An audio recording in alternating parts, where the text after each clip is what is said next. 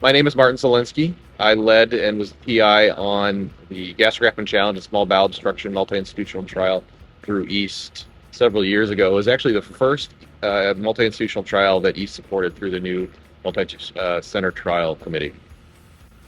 So the bowel obstruction projects I was doing and have done throughout my career really was an evolution from retrospective to prospective, observational, single institution to multi-institutional, prospective, observational.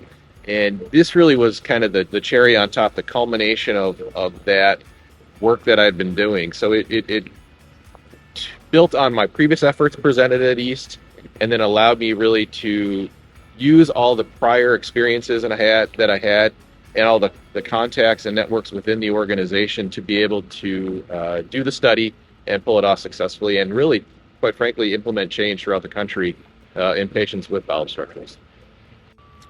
I liked collaborating with other surgeons. It's a wonderful experience to be able to take other surgeons' ideas and integrate them into your protocol and try to figure out what the best way of doing the studies really are. Because each site is a little bit different and nobody has the same types of patients, the same infrastructure.